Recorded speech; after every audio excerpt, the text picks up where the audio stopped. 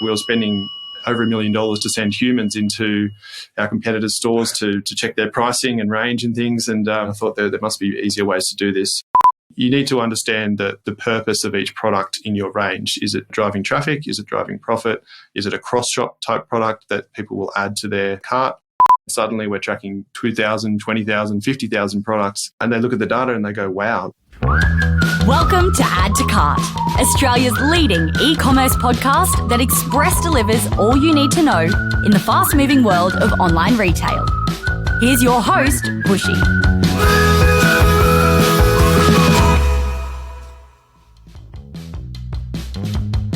Welcome to another episode of Add to Cart. I'm Bushy and I'm joining you from the land of the Turrbal people, otherwise known as Brisbane, Australia. On Add to Cart, we welcome everyone to share and listen to e-commerce stories. The more diverse, the better. I want to especially welcome the traditional owners and the original storytellers of the land that we are on, our Indigenous and Torres Strait Islander listeners, to join us in our e-commerce conversations and our community. As we dive into 2024, there is a common theme that I am seeing already emerging, and that is pricing.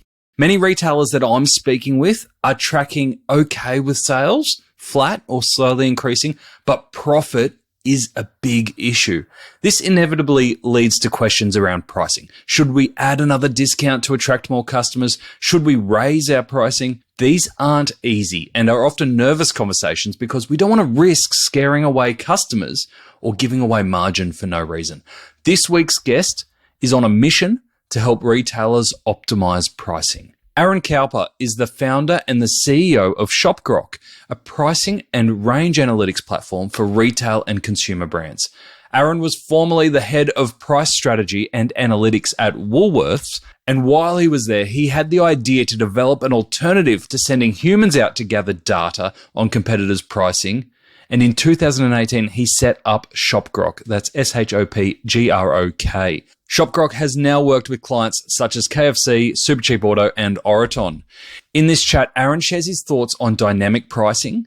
He gives his top pricing tips for anyone looking to overhaul their strategy in this space and gives us the lowdown on data collection. So many actionable tips here if you have questions around your pricing strategy. Now, before we dive into this week's episode, I want to do a quick shout out for Thread Together. As you know, I'm a big supporter of the work that they do for all corners of the community.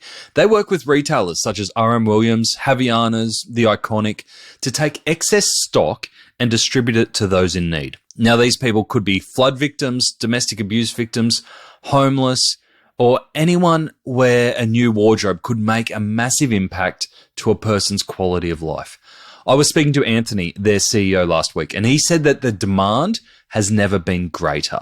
He is asking for any retailers with excess stock to get in touch, and he will share how Thread Together works. If you are a retailer and want to get involved or have questions about Thread Together, I'm more than happy to intro you to Anthony or answer any questions that I might have some insight to. Email me at nathan@addtocart.com.au. It's an absolutely brilliant cause. All right, let's get into today's ep. Thanks to our partner, Shopify Plus, here's our conversation with Aaron Cowper, founder and CEO of ShopGrok. Aaron, welcome to Add to Cart. Hi, Nathan. How are you going? Great to be here. Good, thank you. Good. We are going to dive into pricing strategy today. It's not a topic we've obviously touched on a lot in Add to Cart, but not gone deep in it. So I'm really looking forward to that. Yeah, it's something I've been doing now for not my whole career, but definitely at least the last 5 years at ShopGrok and probably the 5 years before that. So definitely a topic that's close to my heart. Now, I reckon you've perked up the ears of a few listeners when you've said the word ShopGrok. It is not your traditional name, especially for a company that is high in analytics, data. It's a bit of fun. It's a bit out there. Why the name ShopGrok?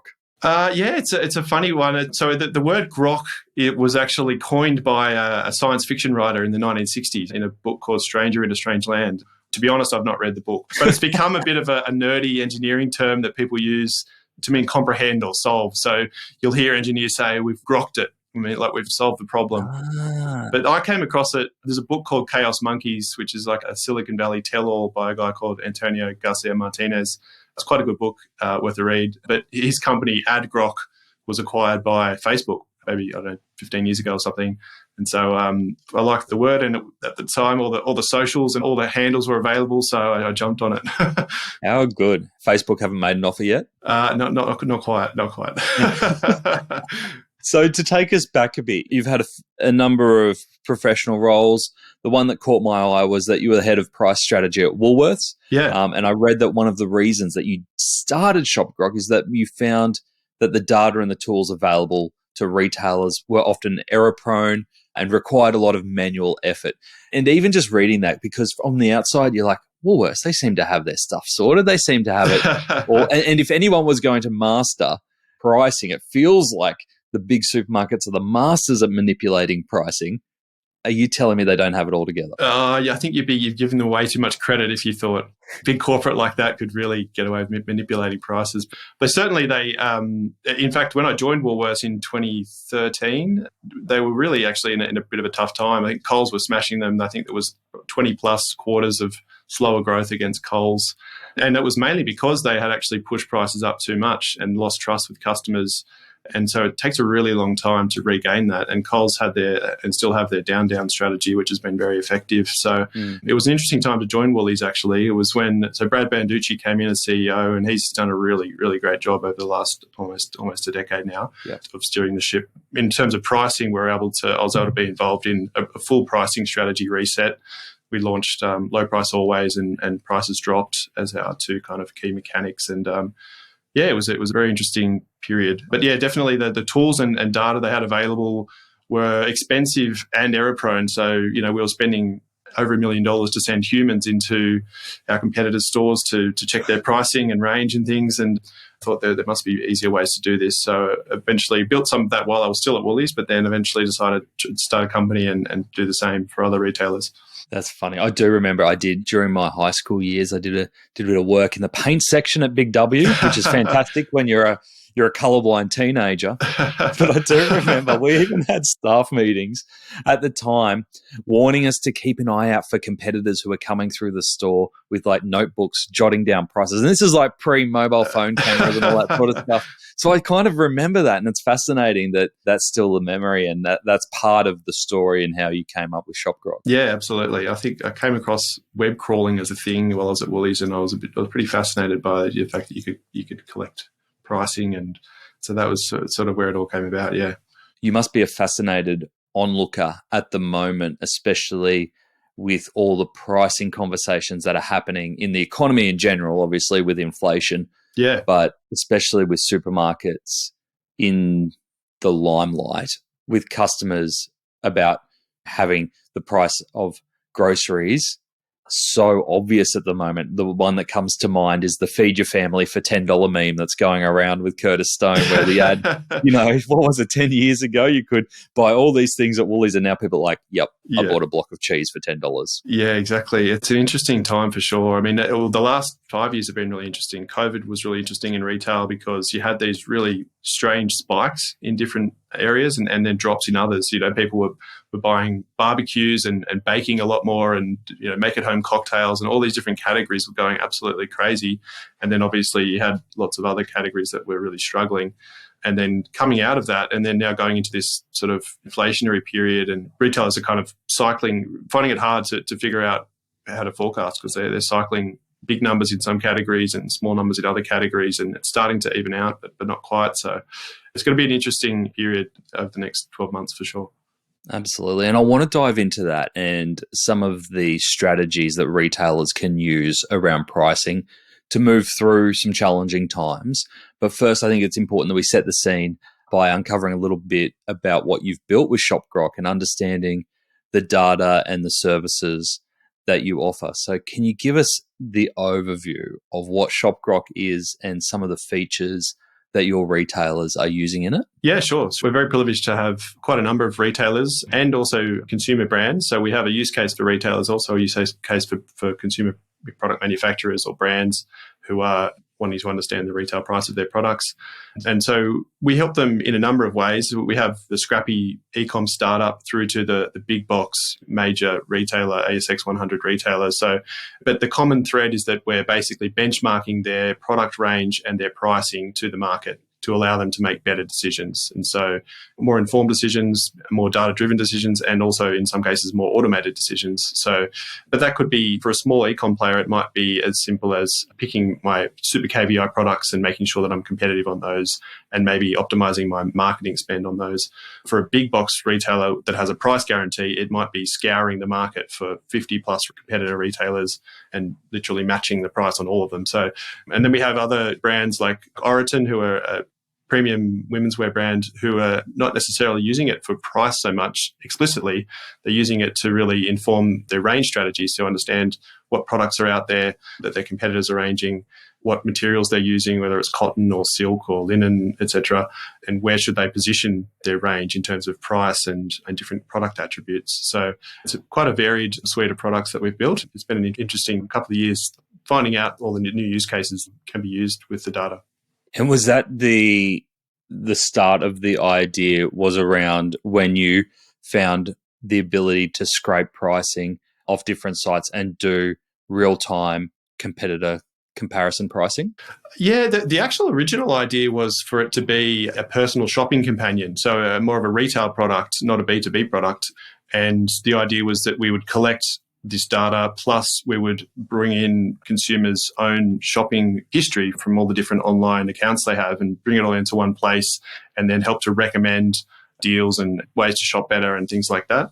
And then the revenue stream would have come still from aggregating that data and building data sets that retailers and brands would be interested in. But I realized it was going to take a very long time to get to a data set that was meaningful and would require a lot of investment. I didn't want to go the venture capital route, so we bootstrapped it. We ended up, through some price strategy work that I did, had a couple of great early clients who needed a tool, and I built them a tool, and it sort of just grew from there. So that became the product, and it's just really developed from there. So it's sort of it was a pivot, but it was just driven by customers telling me what they wanted, really.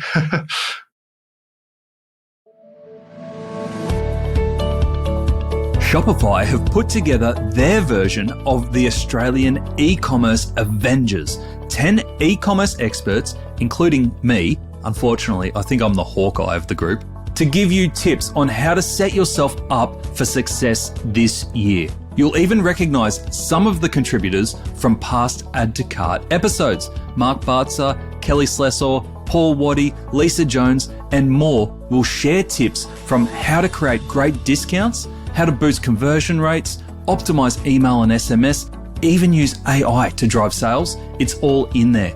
I share how to set up your team for success. I can guarantee you will take at least 2 to 3 tips that you can use to optimize your sales this peak season. So put on your spandex and join the e-commerce Avengers with Shopify's free peak season playbook. Download it at shopify.com/plus/guides/peak sales season 2023, or just follow the links in the episode show notes from the device you're on.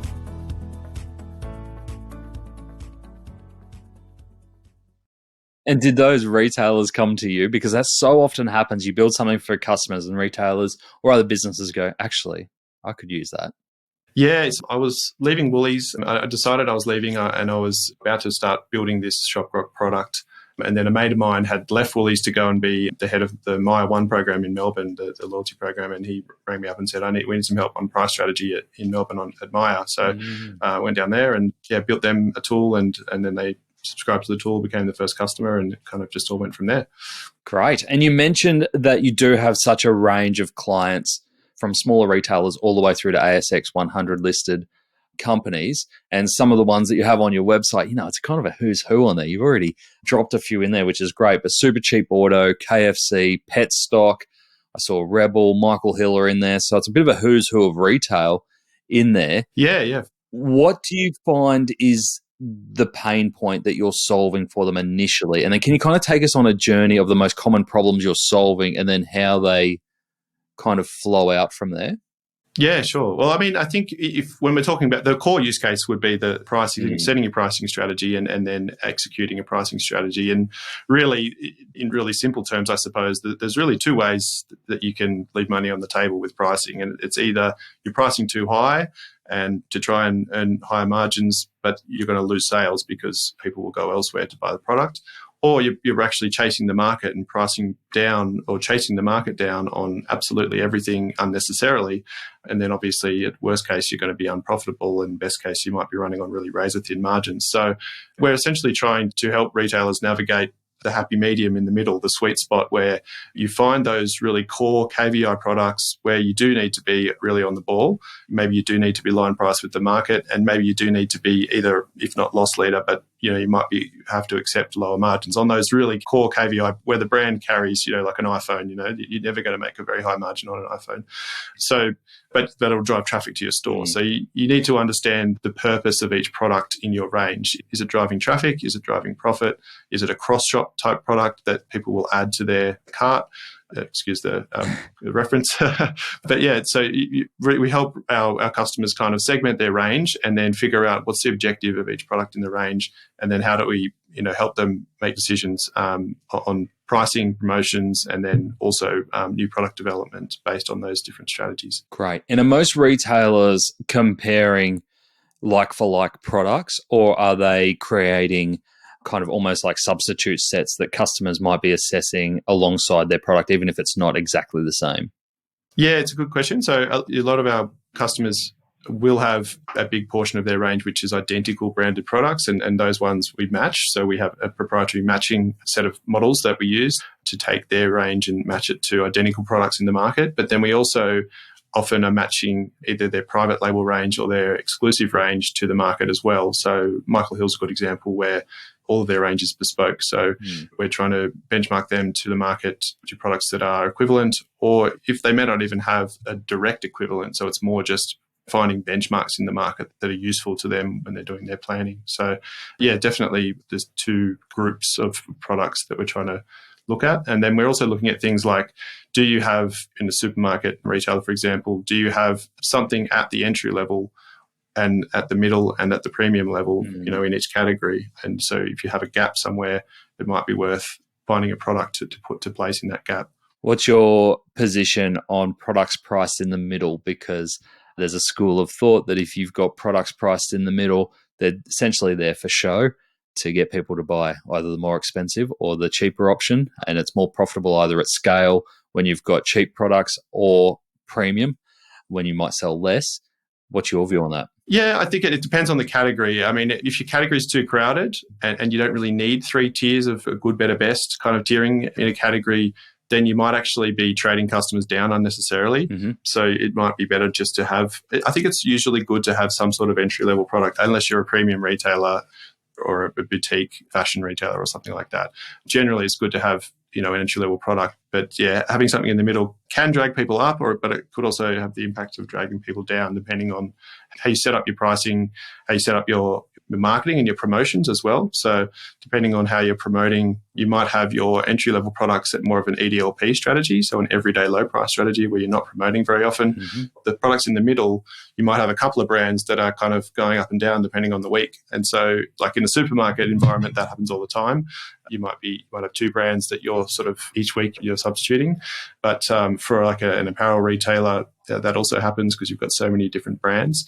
But then in other categories, it might not be useful to have that many brands. So sometimes it's better to rationalize and just have a pretty narrow width of products. Makes sense. And in terms of the functionality of ShopGrok, there's obviously lots of insights coming through and historical data and trends. Retailers setting prices within ShopGrok, or are they taking those insights and then using their existing tools, whether that be an e-commerce platform or an ERP or a PM, to set prices in there?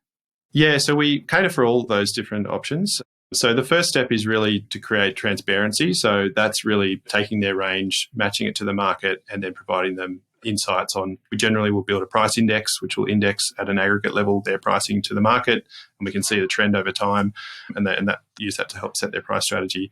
But then in terms of actually making price updates, they can do that through our platform as well. So we have an automation module where we can recommend prices based on different rules to different products. You can use, say, I want to benchmark this group of KVI products to this set of competitors and always be either on the mark, or within 5% of the mark, and then apply rounding rules and things like that.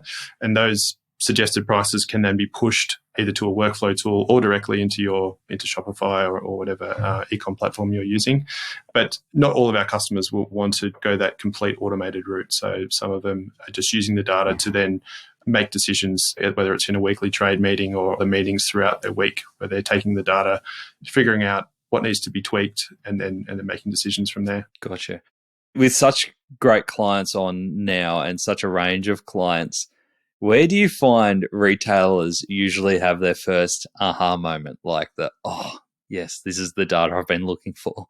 Yeah, it usually happens very quickly, like week 1, week 2, as soon as we create this price index. And it's usually including, they might have tracked tens of products before manually by checking websites. And suddenly we're tracking 2,000, 20,000, 50,000 products. And they look at the data and they go, wow, we're either way off the mark, or we're way too cheap in certain areas, or we didn't even know that the competitor existed, or that they were so price competitive. Yeah. Or things like, what we also do is we show each competitor's promotional strategy. So we take their full range and we can show you how often they promote on what categories in more of an aggregate way, to see how deep their discounts are and how frequently they are by brand and by category. And so you can use that to really understand what strategies your competitors are using. And so that's often an eye-opener as well. So, this competitor, they're more EDLP. This one, they're clearly doing really heavy kind of mid-season sale, and then the rest of the time they're not promoting as much. So yeah, it's usually that first couple of weeks is that the transparency phase is a good opener. And then once we start getting into it, then it's usually the category managers who are saying, well, it's just taking so much time out of my work week now, where I used to be manually checking things or just going with gut instinct. And now I'm just able to get the data that I need and make decisions easily. Yeah, nice. And do you pull in anything from the business around margin in terms of GP or net profit to be able to understand the levers or the thresholds that they have available to them? Yeah, so we have our set of dashboards as well. Some of our customers actually have their own internal data viz teams or data analytics teams. So we also have a data as a service version of our products. So some of our customers simply just take our data and we can share that to them directly, and they might build that internally. So in some cases, they might blend their internal sales data with our data internally.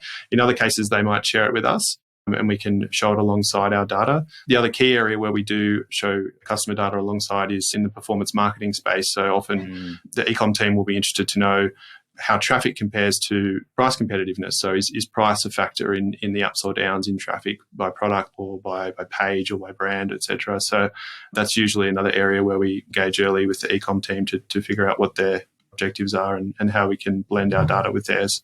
And do you find in that social paid performance space that pricing messaging actually drives a huge amount of ROI or click-through? Yeah, for sure. I mean, I think the conversion, definitely price is a major factor in conversion. So you can get people to the page through great creative or paid marketing, etc. But customers are savvy. They'll still go and do a Google search on the product, and if you're not competitive, then they'll click away pretty quickly. So yeah, so you need to have all the elements there to get the customer to the page, but then you also need to be on the ball in terms of price. So it just goes to show that you really need to have a really good cross-functional team. You can't just have category managers and buyers working independently of the pricing team, working independently of the e-com team, and then if you've got a store team, them working independently. Everyone needs to work together. And also, your marketing team needs to be in sync with the buying team so that you can tell customers when you're actually making price changes, particularly when you're moving prices down. You don't want to do that without getting some credit from customers. So you need to kind of make sure that's built into some sort of campaign that you can tell customers about. And what's your view on having different pricing potentially for different channels? We've in the past obviously seen different pricing for online versus physical stores, but even some retailers now putting different pricing up for different customer groups or times of day. Do you feel that's realistic, and how does that impact the customer experience? Yeah, I think you can't really get away these days with having a different price online to offline, just your standard kind of visible effective price. If it's different online versus offline, you're just going to drive customers away, because I think the stat, even when I was at Woolworths 10 years ago, the stat was something like 70% of in-store purchases start with some sort of online view. So if a customer's looking at your mobile app or your website, seeing a price, and then they go into store and it's different, customer trust is going to erode pretty quickly. But then there are definitely things that retailers are doing to try to optimize in that space. So you mentioned time of day. That is something that we have seen in the QSR, in the quick service retail space. We're seeing that. So the golden arches would be one where that's dynamic pricing definitely happens. That the price of it, you may not be aware as a customer, but the price of a Big Mac differs quite widely depending on the store you go to. Really? So definitely like store-based pricing and demographic-based pricing. That's definitely something that a lot of retailers are playing with. There's always a trade-off between the complexity involved in implementing that and the benefit of improved margin, et cetera, and also the potential for customer trust to be eroded if it becomes clear that the pricing is different depending on where you are. Another thing that a lot of retailers do is have online-only promotions or specials or personalised specials or member-only type specials. So those things are definitely good ways to both drive loyalty and also be able to differentiate somewhat online versus offline and be a bit more nimble. So it's particularly for those retailers who have both an in-store presence and an online presence, and they're trying to compete against the likes of Amazon who do move prices multiple times a day in some cases.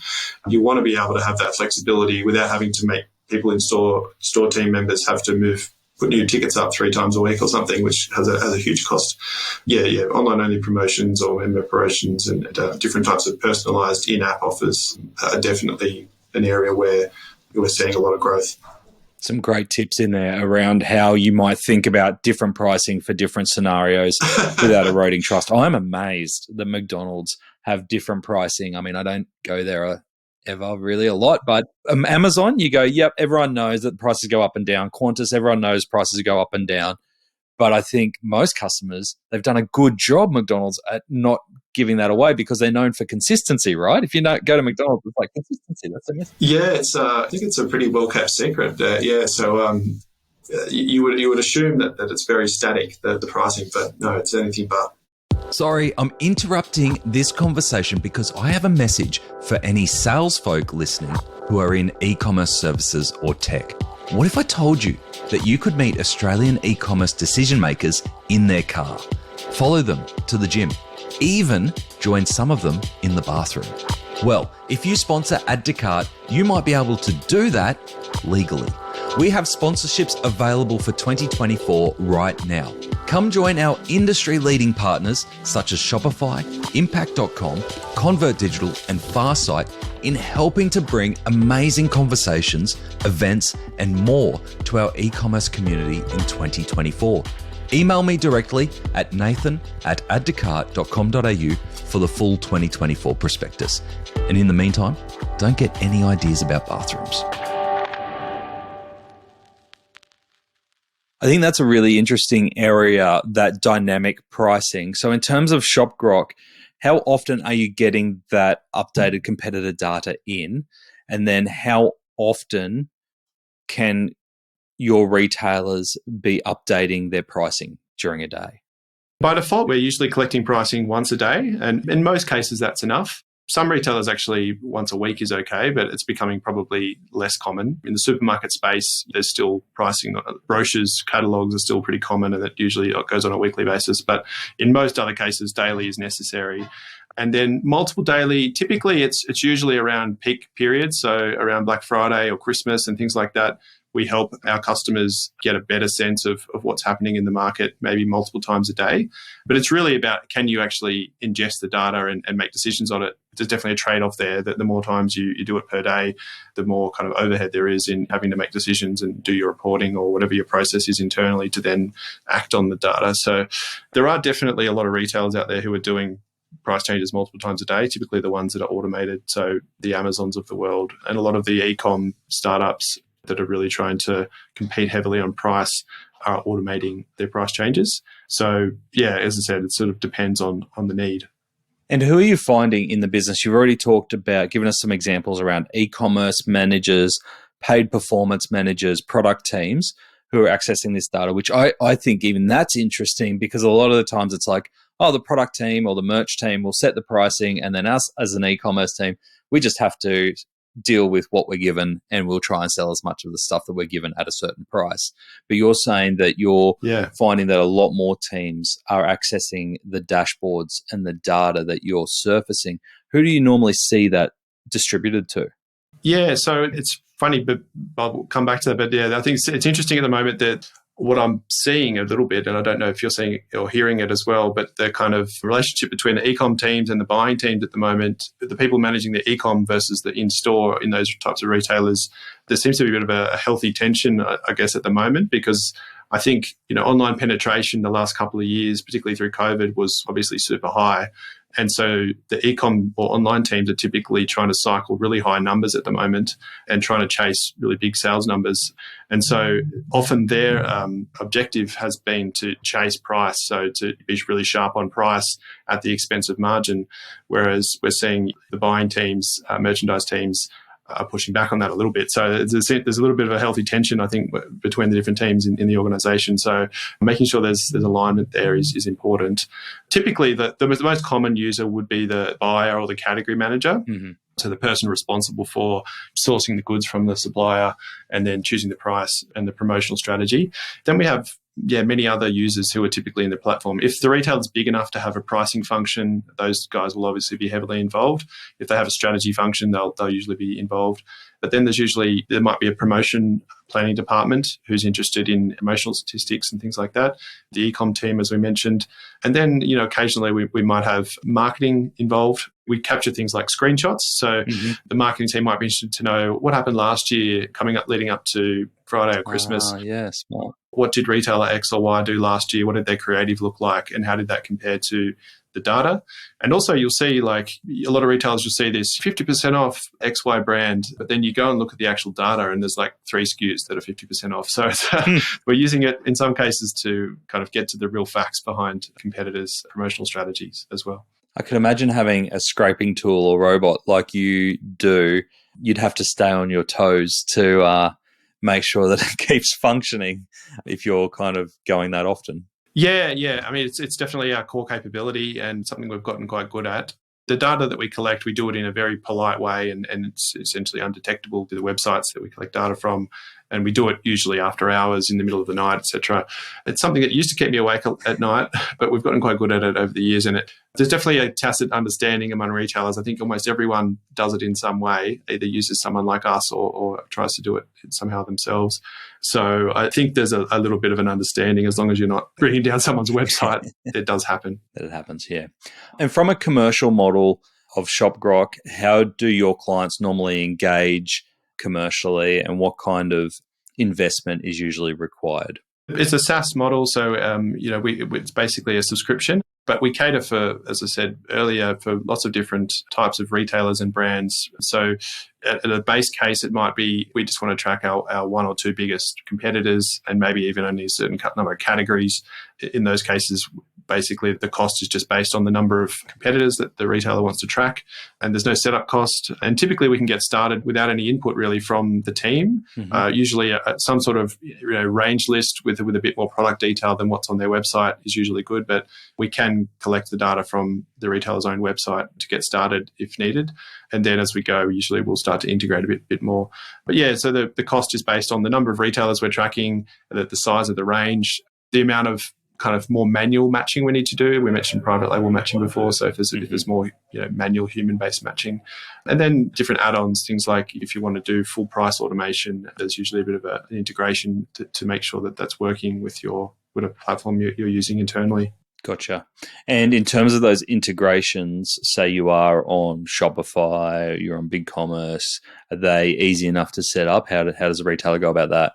Yeah. For the big platforms like Shopify and BigCommerce, etc., their APIs are very well documented, and we integrate very well with those. It tends to be more the in-house built systems that are a bit harder to manage. So in those cases, it's often a file upload or there's some sort of internal process we might need to configure.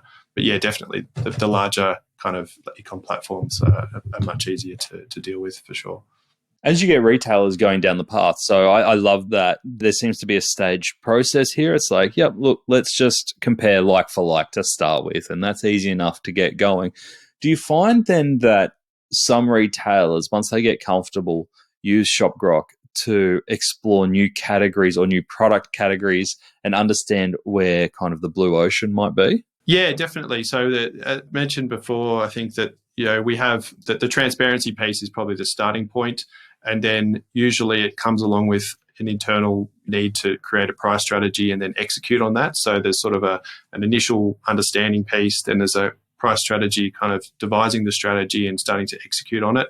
And then you get into more of a BAU maintenance piece where we're understanding where we are against the strategy. And then from there, the types of things that the retailers that are a bit further along the capability scale will get to is how do we understand new products and new trends that are popping up in the categories that we compete in or that we may want to compete in. And they might be looking at categories they don't already compete in and understanding who are the players in that market. If we launch, what pricing would we need to launch at, and how would that impact margins, etc. We also work with a lot of marketplaces, so either standalone marketplaces or a lot of retailers are now launching their own marketplaces where they're just bringing on sellers who are going to sell via their platform and use that to extend their range. So in those cases, a bit of a different use case again, where we're saying, okay, we might be actually going to other marketplaces and giving them a bunch of information about what sellers are on those platforms and who they could go after from an acquisition point of view, which sellers they might want to actually talk to get them on their own platform. And then once they do have them on the platform, are they giving you all their inventory? So are they only giving you the odds and ends that they don't have on their other channels?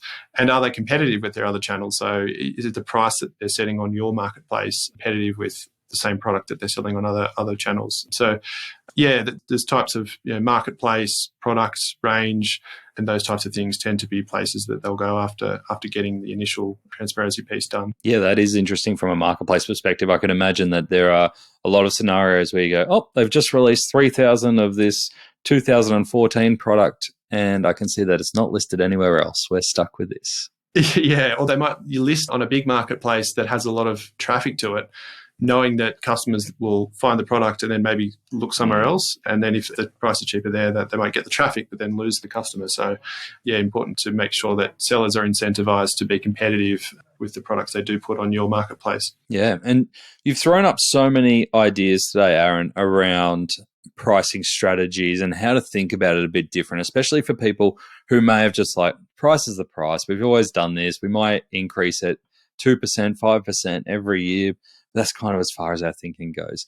Whether they are using ShopGrok or not, what would be your recommendations as someone who has studied and implemented pricing strategy for so long?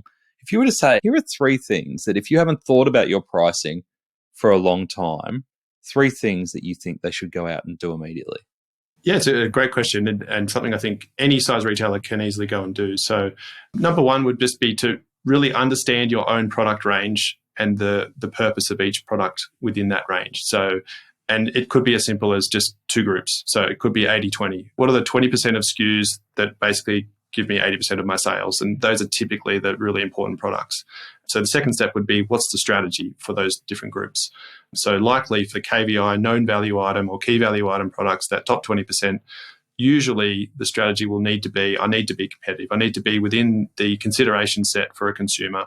And that, depending on the category, that might be, I need to be exactly line ball. I need to be within 5%. I need to be within 10%. It really depends on the category. But what's my strategy? And then that's our cash flow product. Yeah, exactly. That's my traffic driver.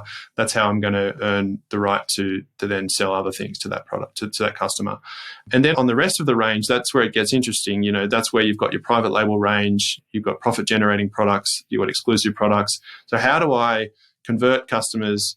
They might come for the traffic driving product, but then they put these other products in their basket, and that's where I get my margin. So, and you need input from everyone. So it's not just pricing; it's how does my ecom team help me with that, with recommendation engines, etc. How does my store team, if it's a store-based retailer, execute in store to make sure that there's cross-shop items in the right places? How do I do above the line? How do I do EDM that will align with these objectives?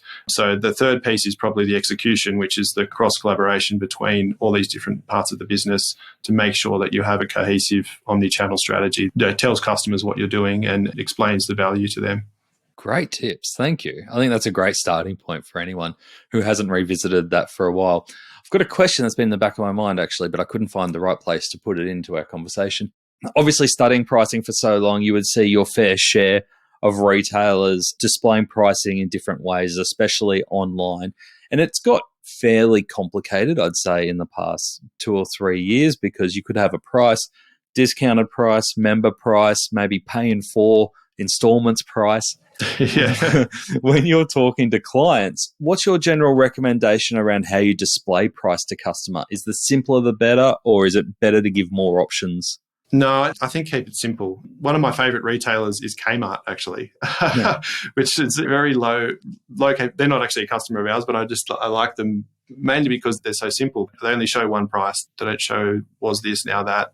But you know that they're always competitive. So that, or at least I have the perception that they're always competitive. Yeah. Maybe they're not. So I go there with my kids. If they've got a bit of a budget, they've got some pocket money, they can go there with a budget. They can always get something from the toy section or whatever. And they always pick slime. Like they always go, slime's always $2. Exactly. And you're like, oh, no, like there's other stuff for $2. Not the slime, not the slime. Yeah, so I think keep it simple. I mean, obviously, depending on who you are, you need to probably find ways to compete. But yeah, I think if you're going to get complicated, you need to have a reason for it and a real objective in doing so. So there are some innovation out there. So auto delivery pricing is something that we see a lot, mainly in pet food. And all the pet retailers now have auto delivery pricing that tries to, because it's such a competitive area, pet care. The auto delivery in some ways gives you a bit of loyalty, I suppose. So you offer a lower price, but you get some lock-in. That's an interesting one that we've seen for products that are repeat purchase. But then, I think below the line personalization stuff, if you can get there, if you can build a good member program and collect real data about your consumers and then deliver them real personalized offers, that's obviously the holy grail.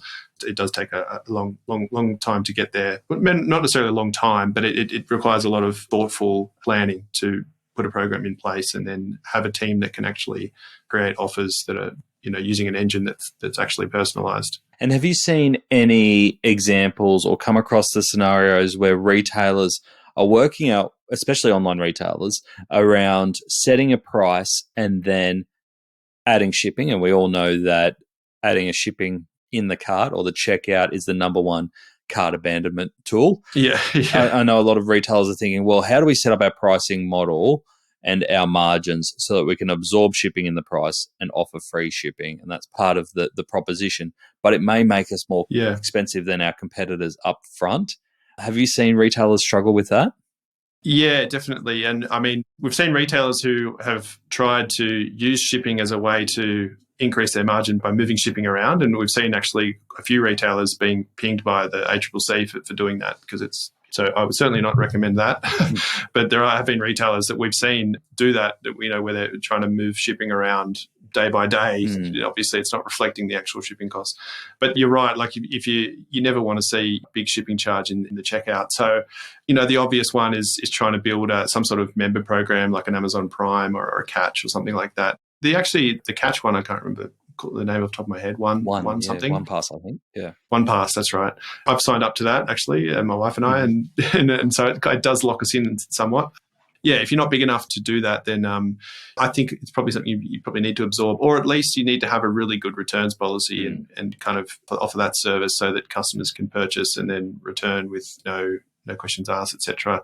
Especially in the apparel space, etc., where people want to try things on or that change of mind or buy the wrong size, etc. It's definitely a tricky one because fulfillment costs are very expensive and the costs are only going to get higher. So definitely something that the retailer is going to have to continue to deal with. Any of your clients started experimenting with charging for returns? Not that I've seen, and I can't imagine that would have a very positive impact on consumers, but I haven't seen that actually.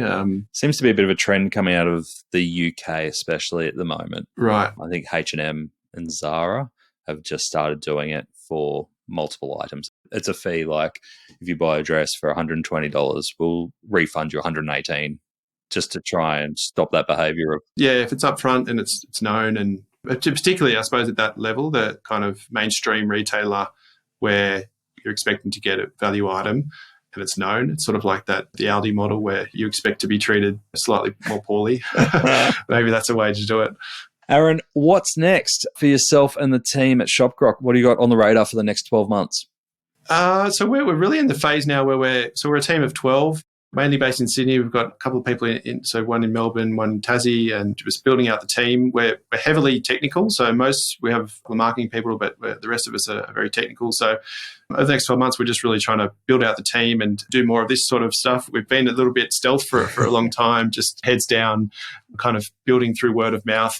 And so now we're just really starting to go to the market to really try to accelerate our growth and accelerate our product as well. So, yeah, it's an exciting 12 months for sure. Very exciting.